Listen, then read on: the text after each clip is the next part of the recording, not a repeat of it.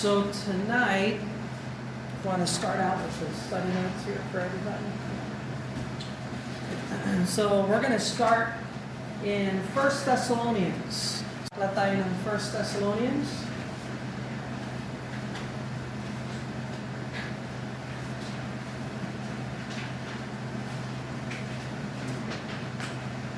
Okay, the first epistle of Paul the Apostle to the Thessalonians. So, I wanted to go over, can I get one of those?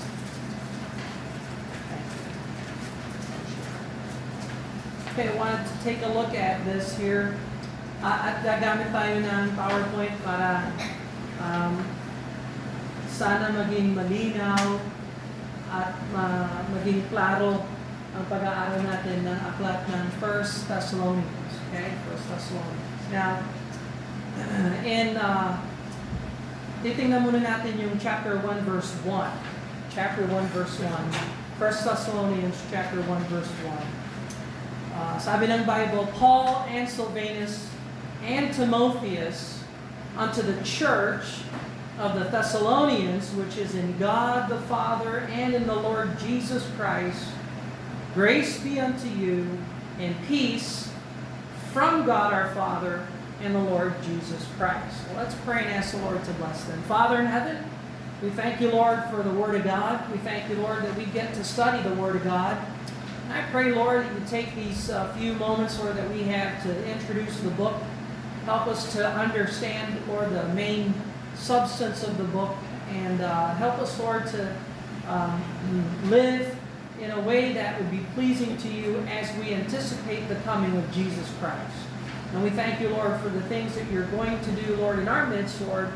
I pray the Word of God would speak to our hearts and we would glorify you in all these things. In Jesus' name, amen and amen. Alright, so kung titingnan ninyo yung title na sa King James Bible, nakasulat dun sa taas, the first epistle of Paul the Apostle to the Thessalonians.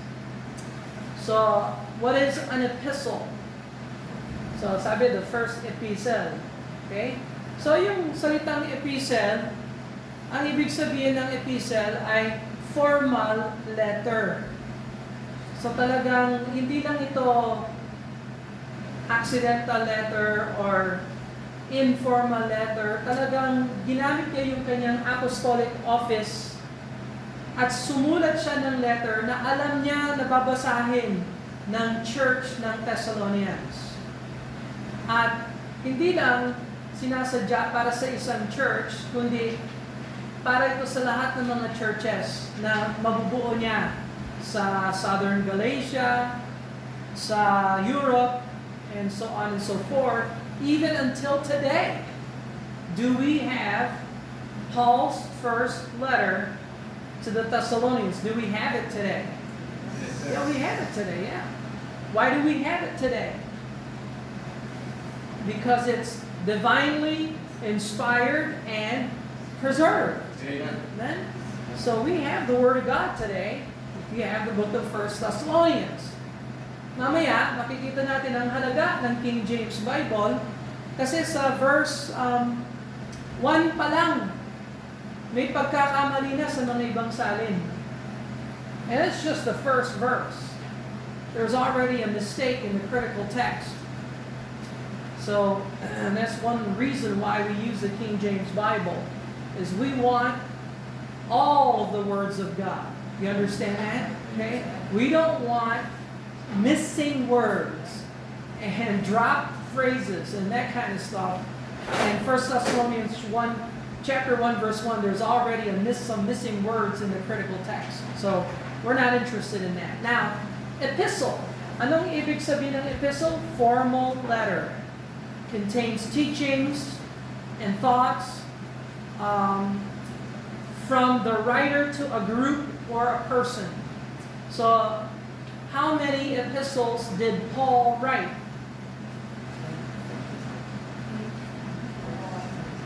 He wrote 14. Okay? So 13 written to Gentile churches. One written to the Jewish church, most likely in Jerusalem. But anyway, all his epistles are going to be circulated and read throughout the churches anyway, along with the Old Testament and that sort of thing. Okay? So yung salitang epistle galing sa Greek, epistole. Epistole. So that would just be your standard noun. Okay? Epistole. So, ilinagay na lang sa English, transliterated from the Greek. Pag sinabing transliterated, yung katumbas na letter na lang, dinala sa English, tapos tinawag na yung word na yun. Hindi isinalin. Iba ang transliteration sa translation. Okay? So this is a transliteration from epistole or epistle. Okay? Alright, so it's the first epistle of Paul, the apostle. Alright, so what's an apostle? By the way, kung may first epistle, ibig sabihin merong second epistle. So we have first and second Thessalonians. So Lord willing, we'll go through both. And but for now, what is an apostle? Sabi dyan, the first epistle, formal letter from the apostle, Paul. What's an apostle? Anong ibig sabihin ng salitang apostol? Sent one. Yes. Pag sinabing apostol, ang ibig sabihin nun, sent one. Or a missionary. So Jesus is our great apostle. He was sent from God the Father. Does that make sense? He's our missionary. And Paul is one of the apostles that was sent by Jesus Christ to the Gentiles. So anybody who is sent is an apostle. Now, nung kapanahonan ni Jesus Christ, there were the 12 formal apostles, yung tinatawag na 12 apostles, no? Isa doon si Judas. So, kahit na apostol ka pala, hindi ibig sabihin, you are saved. Meron palang unsaved apostle. Yeah, that's right. So, anyway, but I'm just saying, the 12 apostles, naalala nyo, sinong pumalit kay Judas? Matthias, that's right. Matthias replaced Judas. So, buo ang 12 apostles. Now, yung mga apostol na yun, 12 na yan, ang requirement ng pagiging apostol, in order to be an apostle, you have to be chosen by Jesus Christ personally, or called by Jesus Christ personally to follow Him, baptized by John the Baptist, according to Acts chapter 1, beginning from the baptism of John. So, na-receive nila yung baptism ni John. Nasa buhay sila nung kapanahonan ni Kristo, nakita nila ang resurrected Savior, at so yung mga requirements na yan. So question, meron bang mga apostol ngayon? Wala na. So obviously wala na ngayon. So ibig ba sabihin wala tayong apostolic doctrines? Kasi wala nang apostol? Do we still have apostolic teaching, apostolic doctrine, apostolic words? Yeah, we still have it. How? Where? Yes, the inspired and preserved Bible. It has all of the apostolic words and teachings. So do we need apostles today? No, we really don't need it.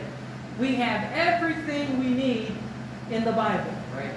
Does that make sense? Amen. Okay? In fact, si Paul mismo nagsabi, kung may anghel na bumaba galing sa langit at bitbit niya ang ibang ebanghelyo, maliban lang sa ebanghelyo na ipinangaral ko sa inyo, let him be anathema. Cursed. Okay? So yung mga mahihilig na magpanggap na sila ay mga apostol. Okay? Alam ko yung Mormons, mga elders nila, ganun. yung president nila apostol daw. Okay?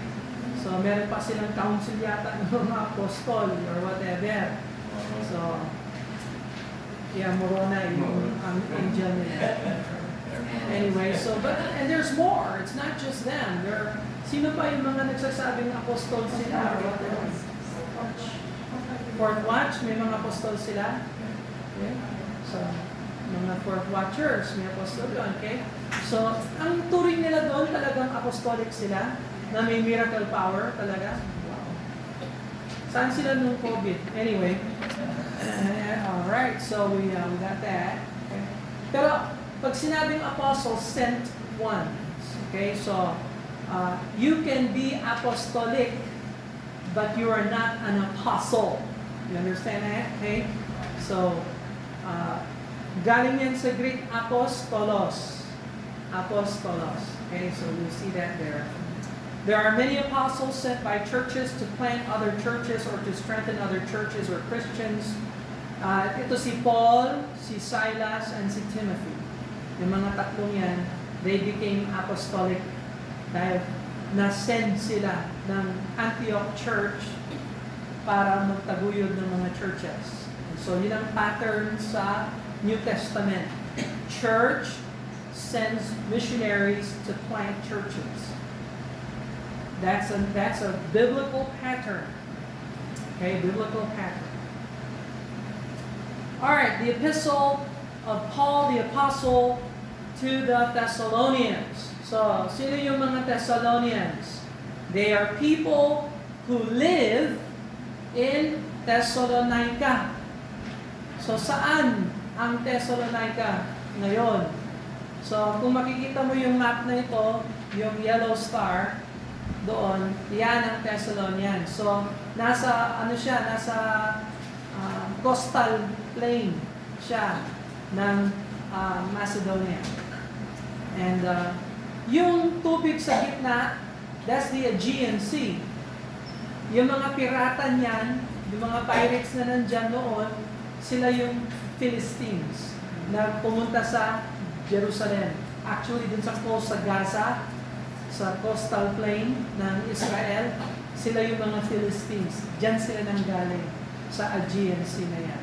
And so on and so forth. But if you visit Thessalonica, ang tawag ng Thessalonica ngayon ay Thessaloniki. So gusto niyo mag-abroad, you want to visit Thessaloniki, you're more than welcome to visit Thessaloniki. May mga tours pa nga dun sa mga Pauline cities na tinaniman nila mga churches. Ngayon, ang Thessaloniki ay Muslim. Dominant ang mga Muslim dito. So, nawala talaga yung candlestick. So, if you want to see Thessaloniki today, that's what the port city of Thessalonica would look like that. So, makikita mo talaga na tanyag itong city na ito. This must have been a very prominent city, a capital almost in Macedonia. Rich and wealthy city because of its port and things like that. So, yan ang modern day Thessaloniki. Now, saan tayo mag-start sa Thessalonica? Well, before we begin with Thessalonica, you have to understand Thessalonians was written in Paul's second church planting missionary journey. So meron siyang tatlong missionary journey. Yung una, from Antioch sa southern Galatia. So makikita mo sa mapa dito yung green, that's Galatia. Sa ilalim ng Galatia na yan, doon siya nagtanim ng mga churches. Pero huwag mo nang lampasan yung Cyprus. So, nung first missionary journey niya, sino yung kasama ni Paul? Sa kanyang first missionary journey, do you remember? Barnabas and John Mark. Okay? Or Marcus or Mark. So there's those missionary teams, Paul, Barnabas, John Mark. And when they left Antioch, they first went to Cyprus. Do you know why? That's Barnabas' hometown. So gusto talaga ni Barnabas na magkaroon ng church planting endeavor sa place niya. And there are already churches in Cyprus, by the way, just so you know. Kasi yung mga men of Cyrene at saka Cyprus ang nagplant ng Antioch Baptist Church. So Jerusalem did not plant Antioch Baptist Church. That was a church missionary endeavor by men of Cyprus and Cyrene. And Cyprus very, very special to Barnabas. He's from there. And so, nag-start sila dyan sa Cyprus, tapos umakyat sila dyan sa Perga and Antioch ng Pisidia, kasi iba yung Antioch sa Syria, iba yung Antioch sa Pisidia. So, then there's Iconium, Lystra, Derbe, tapos bumalik ulit sila, and every town and city they went to, a church was born. A church was planted. So, gaano katagal kailangan para magkaroon ng church planting? Kailangan ba ng anong mga requirements? Diploma? Approval ng council? Council ng mga churches? What is required in a church plant?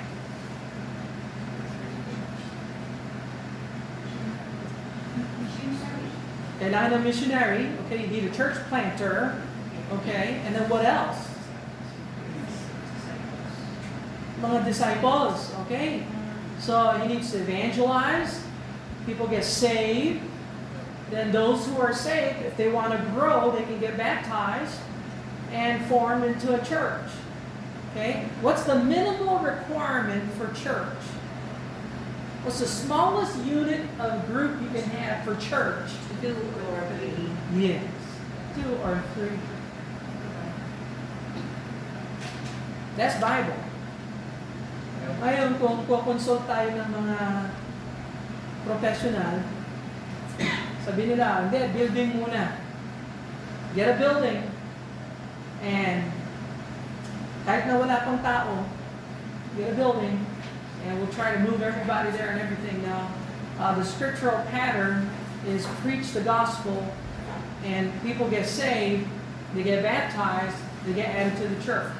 You understand that? Okay, so, and you don't need a lot. You don't need a lot. And now we would like to see the churches grow more than 2 or 3, of course.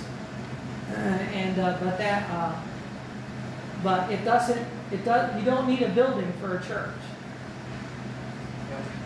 And kumusta yung mga churches sa New Testament? How many churches in the New Testament owned land? Very rare.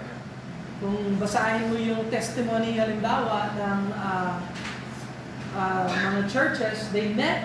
Some met in marketplaces, some met in the temple in Jerusalem, in Solomon's porch. Some met in seminaries like the School of Tyrannus, and a lot met in homes, in households. They just needed a place to gather.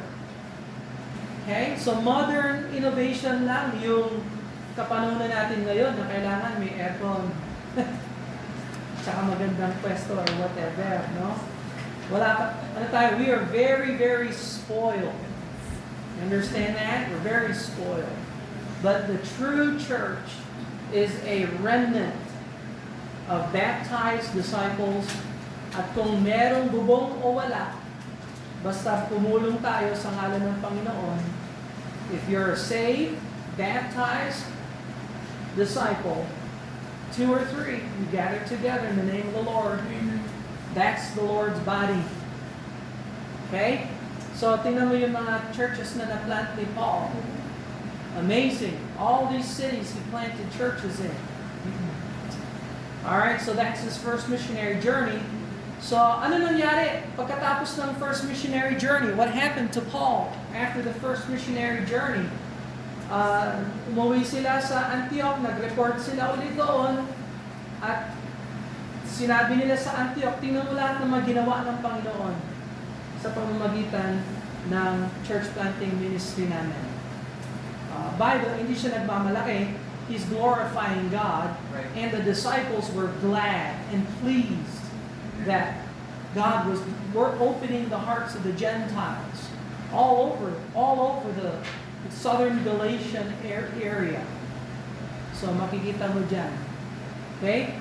Tapos nagkaroon sila ng Jerusalem controversy. Naalala nyo yung Jerusalem controversy? Nagkaroon ng pagtuturo sa may mga disciplined members ng Jerusalem Church na humayo at nagsabing kailangan sumunod tayo sa batas ni Moses para magpatuloy tayong maligtas. At si Paul naman, sabi niya, parang mali yan. So, kailangan punta natin yung church ng Jerusalem, konfronta natin. Kasi kung iba yung ebanghelyo nila, iba yung ebanghelyo natin, hindi pwede yan. So, Barnabas, Paul, and the false teachers and delegates from Antioch came down to Jerusalem. Pagkatapos ng Jerusalem controversy, na-discover nila na yung palang mga false teachers, disciplined members, hindi na pala bahagi ng church ng Jerusalem. At yung gospel ay free of the law. Walang halong batas ni Moses, yung good news of Jesus Christ. Ibig sabihin, kung gusto mong masave, you have to be saved by grace through faith in the Lord Jesus Christ, apart from the works of the law. It's law-free. The gospel is law-free, not of works of righteousness which we have done. For by grace are ye saved through faith, and not of yourselves, not of works. So work-free ang ebanghelyo. Works-free, law-free. So, dalawa lang ang kondisyon ng salvation in the scriptures. Una, repentance. Pangalawa, believe on the Lord Jesus Christ. Yung dalawang yan, hindi pwedeng magkaiba ang repentance sa belief, okay? Kung walang repentance ang tao, hindi siya magbi-believe. So, ang repentance hindi gawa. Repentance is not a work. It's not a work of the flesh. Repentance is an attitude of the heart. Turning. You see your sin, you see the Savior, and you say, I want the Savior more than my sin. And I'm willing to turn from my sin, and as I turn from sin, I'm turning to Jesus. Ayun. Yun ang repentance. So repentance is not a work. It's a change of mind that results in a change of heart and a change of life. Pero that's not a work. You don't do anything when you repent except you forsake your sin and you forsake your ways. You take the Lord Jesus. Yung faith naman, belief, is I'm trusting Him alone for my salvation. So nung tinanggap ko siya, when I received Him, I believed on Him alone. I'm not believing on Him plus baptism, or Jesus plus Mary, or Jesus plus my way. No, it's Jesus alone. You understand that? Okay, so yun lang ang dalawang condition ng salvation. So, when a person repents and believes on the Lord Jesus Christ as Savior, God saves them. It didn't cost them anything. It was free. And it's by grace, through faith. Okay? So, so you get that there. Paul was planting churches, and now hahayon na naman sila sa second missionary journey. Pero may difference. Hindi nagpatuloy si Mark sa gawain ng ministry. Paglabas nila sa Cyprus, umuwi na si Mark. He forsook the work. Si Barnabas naman, special sa kanya si Mark kasi siya ay parang parang uncle, parang nephew niya ni Barnabas si Mark. Kaya nung second missionary journey, sabi ni Barnabas, Paul, ayaw ulit tayo. Sabi ni Paul, sige, punta tayo, balik tayo sa balik tayo sa mission field. Bisitahin natin yung mga churches na nataniman natin. Kumustahin natin sila. Sabi ni Barnabas, sige, dali natin si Mark. Sabi ni Paul, no. Si Mark, immature yan. Iniwan tayo sa gawain. Hindi pa siya ready. Si Barnabas naman, hindi, ready na siya. O, tingnan mo, nagpasorry na ako. Sabi ni Paul, no. Sabi ni Barnabas, o di magano na lang tayo, maghiwalay na lang tayo. Ako, babalik ako sa Cyprus. Si Paul naman, sabi niya, sige, maghiwalay tayo. Pero ako, dadalhin ko si Silas. At saka meron akong kabataan dun na nakilala sa Southern Galatia na tiga Lystra. Si Timothy. So, isasama ko si Timothy. So, nagbukod si Barnabas at saka si Mark, pumunta sila sa Cyprus. Pinunta nila yung mga churches na na-plant nila doon. Si Paul naman, kinuha niya si Silas. Okay? And Timothy. Kaya dun sa 1 Timothy chapter 1 verse 1, makikita mo, Paul and Silvanus and Timotheus. Si Silvanus pala, that is the Latin form ng pangalan ng Hebrew name Silas. And Timotheus is the Latin form, Roman form, ng Hebrew Timothy. So that's the same guy. Silvanus is Silas. Okay? Alright, so, nag-start ngayon sila, Silas, Timothy, Paul. Pumunta sila sa Tarsus muna. Bakit Tarsus? What's so special about Tarsus? Hometown naman ni Paul. So you see, the missionaries in the New Testament, indeed, it's not unusual for them to go back to their hometown or to the place where they grew up. So I'm excited about that, because when I was praying about missions, I could go anywhere. I mean, Marcia and I, we're missionaries. We can go anywhere we want to go plant a church. And I said, Lord, where should I go? Hello? Go back to the Philippines. Siyempre. All right. So, pagkatapos ng Philippines, well, if I'm still good, about 100 years from now, I would like to go to Jerusalem, to Israel, plant a church over there. Why not? Marami namang nagigera doon. They need churches. And there's I don't know the status of churches in Jerusalem, or Israel. That'd be a nice mission field. Learn Hebrew. That'd be great. Eat falafel. And feel awful. So Tarsus, Paul went to Tarsus, at ibig sabihin, meron palang mga churches sa Cilicia, Tarsus, na napuntahan na ni Paul. So, remember, before Barnabas recruited Paul, he was already church planting in Tarsus in Cilicia. Kaya nga meron siyang napupuntahan sa Tarsus. So, he must have planted churches in the 3 or 10-year stint somewhere there. Anyway, he retraced his steps from Tarsus to Derbe to Iconium. Pinulot niya doon si Timothy. So, sino si Silas? So, doon Jerusalem controversy, merong dalawang church members ng Jerusalem na kinasihan ni James na dalhin yung letter ng clarification letter na law-free ang gospel, works-free ang gospel. Maliban lang sa huwag kumain ng dugo, huwag mangalunya, and so on and so forth. A couple other more requirements, which is common sense naman talaga. Okay? May kumakain ba ng dugo dito? Okay? And I'm talking blood, raw blood. You're eating blood. Okay? Don't be eating blood. That's nasty. Paano naman yung dinuguan, Brother Bill? For your information, iba ang dinuguan.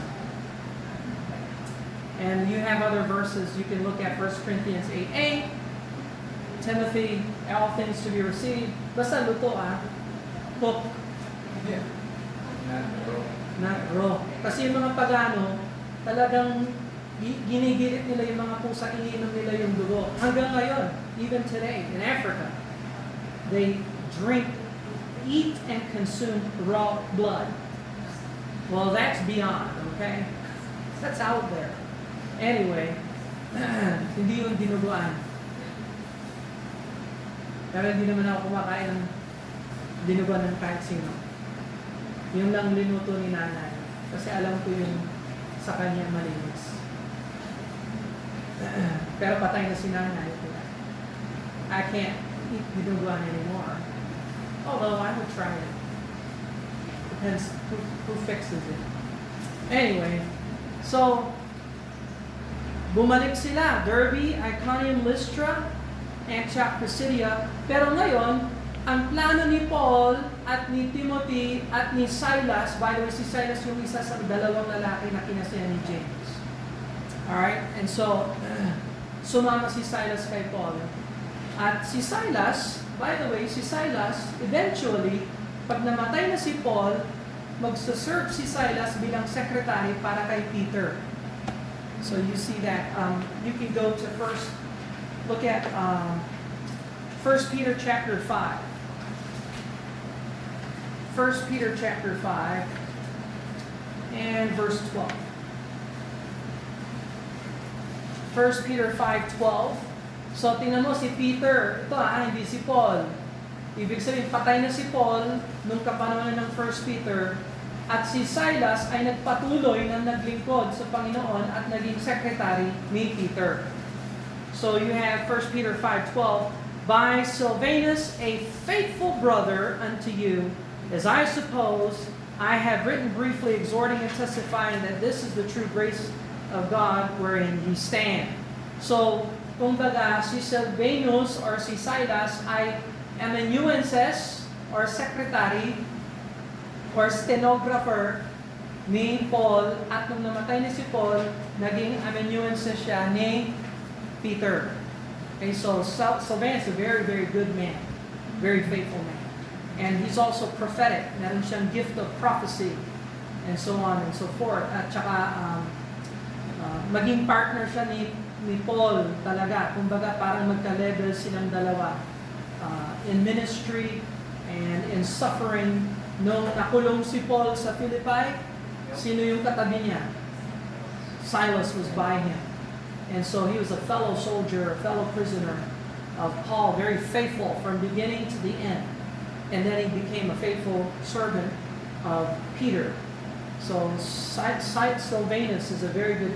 So if God ever gives you a young boy, magandang pangalan, Silvanus or Silas. All right, we know some Silas, missionary to Brazil. Pinangalan nila yung anak nila, Silas.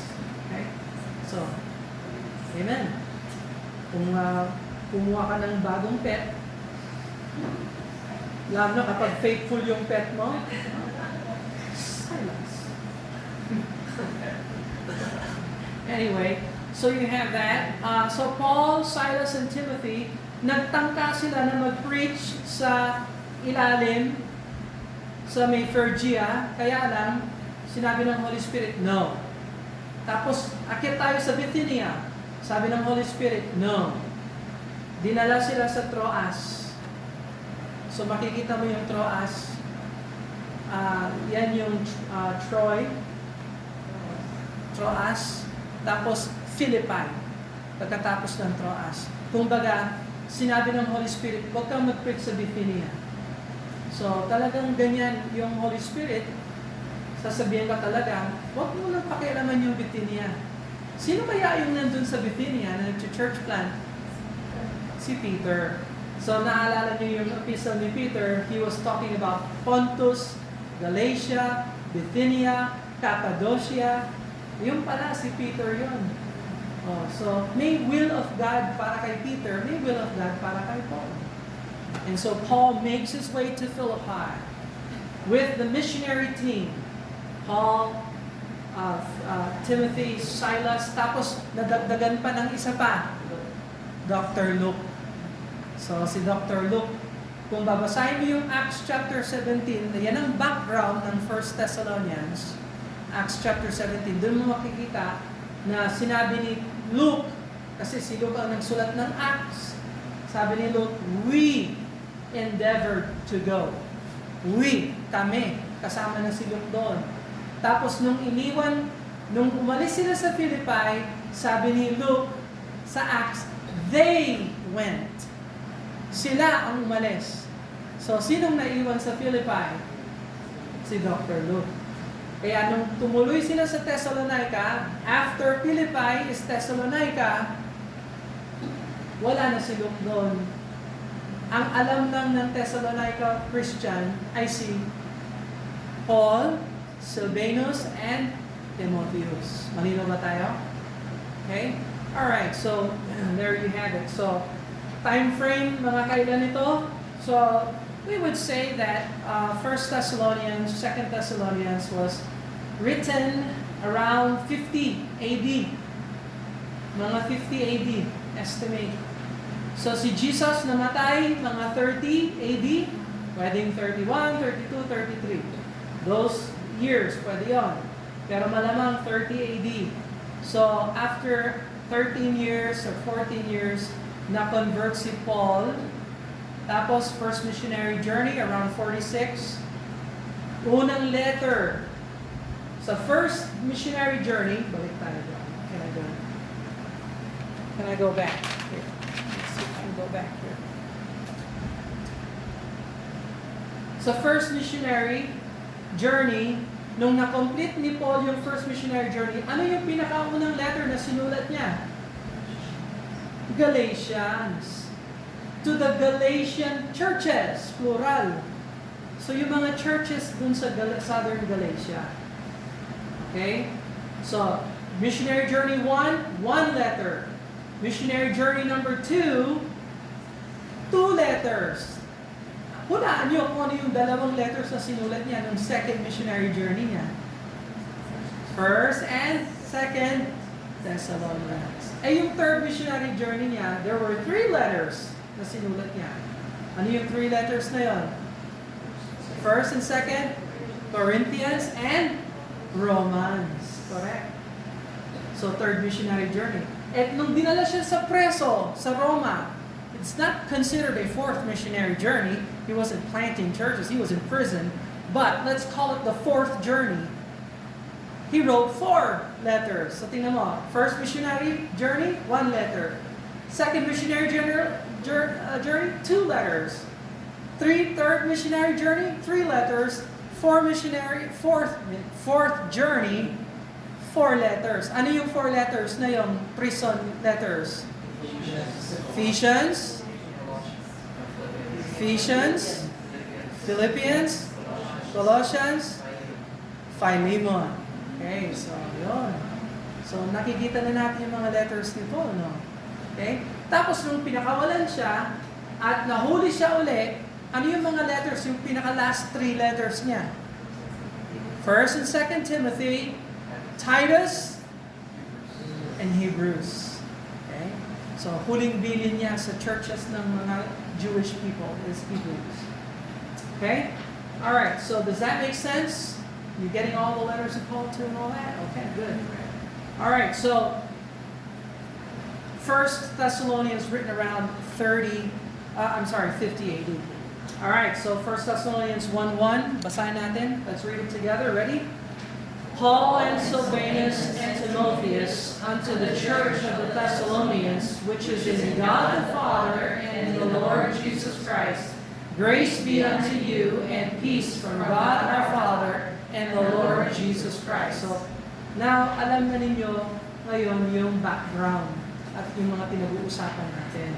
Okay? So, sino ang manunulat? Sino yung writer ng 1 Thessalonians and 2 Thessalonians? It is Paul. Sino yung kasama ni Paul? Silvanus and Timotheus. Okay? Alam ba ninyo kung sino si Silvanus? Si Silas. Sino si Timotheus? Timothy. By the way, when did Paul get in touch with Timothy? In his first missionary journey. Kasi Timothy was from Lystra. And that's southern Galatia. Sino yung nanay ni Timothy?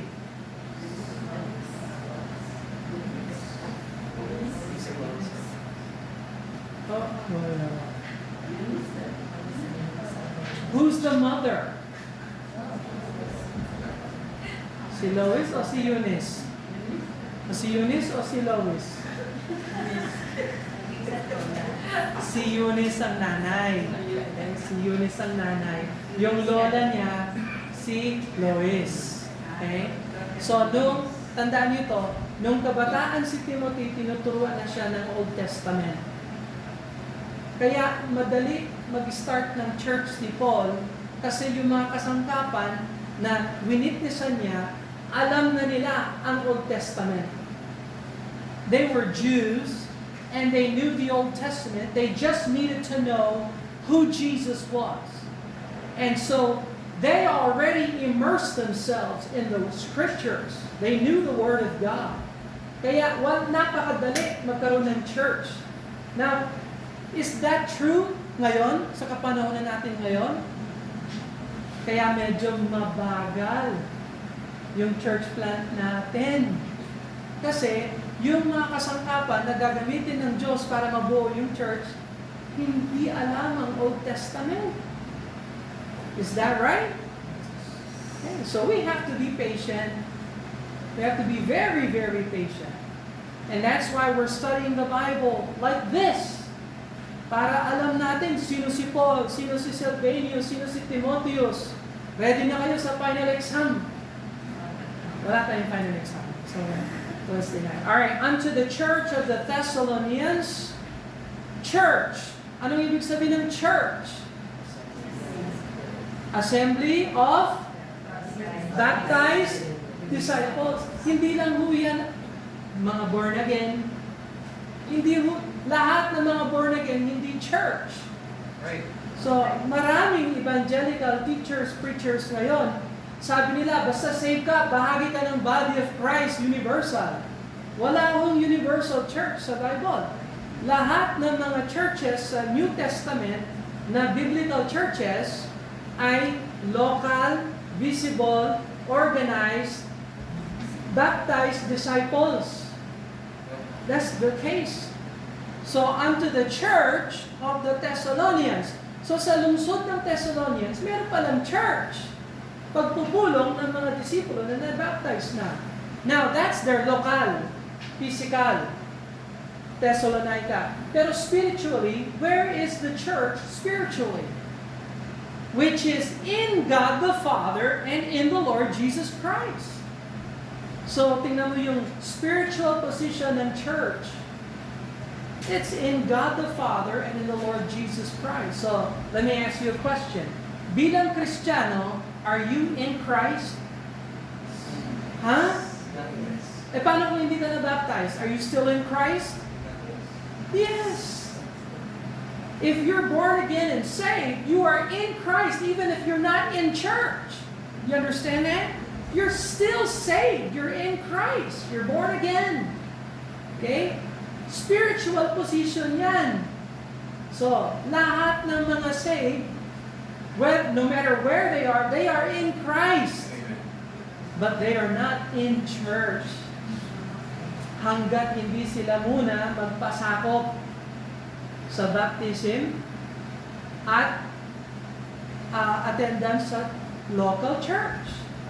You understand that? Okay? Alright, so onto the church of the Thessalonians, local, physical, which is in Christ, in God the Father, Lord Jesus Christ, spiritual position of the church. Grace be unto you and peace from God our Father and the Lord Jesus Christ. So, grace. Anong ibig sabihin ng grace? Favor ng Panginoon. Unmerited favor ng Panginoon. Okay? Grace, biyaya. Amen? Bakit tayo binayayaan ng Diyos? Why did God give us His grace? Are we special? Is it because we're so good and we're so talented and we're so powerful or we're so wealthy or we're so educated? Why would God give us His grace? Is it because of us? No. God gives us His grace because He loves us. It's His grace. He sovereignly bestows that upon us, not because of who we are, it's because of who He is. You understand that? Okay, this God's grace is His prerogative. That's His business. And He offers grace to all who would turn from sin and believe on the Lord Jesus Christ as Savior. So, we're saved by grace. We're saved because of God. We're not saved because we're so smart or so nice. We're saved by God's grace. You know what we all are? We're all sinners. We are all bad sinners on our way to hell. But God's grace. He sent Jesus Christ to be our Savior. So nung nagsisi ka, tinanggap mo si Jesus Christ, yun, binuhos ng Diyos yung kanyang grace. So ano yung pinaka-resulta ng grace? Anong lumalabas sa grace? Grace be unto you and peace. So, do you have peace? Where did peace come from? Yeah, it came from grace. Where did grace come from? God the Father and the Lord Jesus Christ. So, malinaw ba tayo? Is this clear? Okay? Grace be unto you. Hindi yan you individual. Grace be unto you, local church in Thessalonica. Every member. You have the grace of God upon you. And the peace that results from that grace. Okay? So, itong grace and peace, yan ang greeting, Christian greeting na inimbento ni Paul. Yung mga Hudyo, pag nagkita sila, ano yung greeting ng mga Hudyo? Alam ba ninyo? Shalom. Pag nakakita kayo ng Hudyo, sabihin nyo, Shalom. Ano yun? Peace. Peace. Shalom. Pero si Paul, sabi niya, hindi lang Shalom. Sabi niya, Charis, Umin, Kai, Rene. Grace be unto you and peace. Kasi kung wala kang grace, wala kang peace. You understand that? Pero kung meron kang grace galing kay God the Father and the Lord Jesus Christ, magkakaroon ka ng peace sa buhay mo. Amen? So, do you have peace? Yes. Can you have peace even though things are not well on the outside? Amen. Yes, you can. Because of the grace of God. And it comes from God the Father and the Lord Jesus Christ. So, what does that say about God the Father and Jesus? Ano ibig sabihin nun? Magkapantay pala sila. So, sa Christian doctrine, ang God the Father at si Lord Jesus Christ ay equal. One is God the Father, the other is God the Son. But the Father and the Son are ontologically equal. Economically, Father is rank 1, rank 2 yung Son. Economics lang yon. House management. Pero sa kakanyahan, sa nature ng Diyos, yung Father ay Diyos katulad din ng anak. Siya rin ay Diyos. Lahat ng katangian ng kadyusan sa Ama, makikita mo yung katangian ng kadyusan sa anak. They are equal in divine nature. Kaya sabi ni Paul dito, grace be unto you and peace from God our Father and the Lord Jesus Christ. So saan nanggagaling ang grace? Kay Father? Kay Father lang? Kailangan mo ng Lord Jesus Christ. You understand that? Okay? So, ito ang tinanggal sa mga modernong salin ngayon. So, I don't know. Can I get the Tagalog one here? I want to see if the Tagalog. Give me a Tagalog one. It's right in front of you. Thank you. Appreciate it.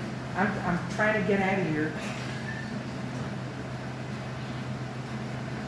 Tingnan natin yung, let's see, 1 Thessalonians. Hindi ko na-check kung nandito yan. Ito kasi yung Tagalog dito, base sa American Standard Version. Hindi siya King James. So, let's see, 1 Thessalonians. Tingnan natin kung natanggal. Alam ko yung NIV natanggal, ayun yung NIV dun eh. Meron akong bad version. 1 Thessalonians 1, okay. Oh, tama. Tingnan mo. Si Pablo at si Silvano at si Timoteo sa iglesia ng mga taga-Thessalonica sa Diyos Ama at sa Panginoong Jesucristo, sumainyo nawa ang biyaya at kapayapaan. Period. Parang may kulang, ano? Sumainyo nawa ang biyaya at kapayapaan mula sa Diyos na ating Ama at sa Panginoong Jesucristo. Yun dapat dagdagan yan. So, yung mga modernong salin, mali. And by the way, naapektuhan ba dito yung doctrine o walang doctrine naman naapektuhan? Kasi meron mga nagsasabi, yung King James, wala naman doctrine na naiiwan kapag pumalit tayo ng salin, gamitin natin yung ibang salin. Oh, hindi naman. Yung mga major doctrine, hindi naapektuhan. Well, let me ask you a question. Where does grace and peace come from? Where does it come from? It comes from God the Father and the Lord Jesus Christ. How would you know that? Kung wala yung King James o wala yung Textus Receptus na pinanggalingan ng King James, hindi natin alam na yung palang grace and peace nagmumula sa Ama, sa Diyos na ating Ama at sa Panginoong Jesucristo. Does that make sense to you? Alright, is that doctrine? Amen. That's doctrine. So affected talaga ang doctrine. Kaya we believe in holding to the King James Bible kasi na-affect talaga yung mga doctrines. Mali ang NIV, mali ang ASB na basehan ng Tagalog, and so on and so forth. Okay? Alright, so I wanted to make those points clear. So, we just finished chapter 1, verse 1 tonight. Are we good? Alright, so assignment for next Wednesday, basahin ang verse 2. Let's pray and ask the Lord to bless him. Father in heaven, we thank you, Lord, for the Word of God. We thank you, Lord, that we can open the Bible. We thank you, Lord, that we have the Word of God. We thank you that we have our Bibles, Lord. I pray your hand of blessing upon us. Help us, Lord, to treasure the King James Bible and the preserved, original text, Lord, the Textus Receptus, Lord, and the Masoretic text and all that, Lord. And I pray, Father, your hand of blessing upon us as we look into the book of 1 Thessalonians, that we may live blamelessly into the coming of Jesus Christ.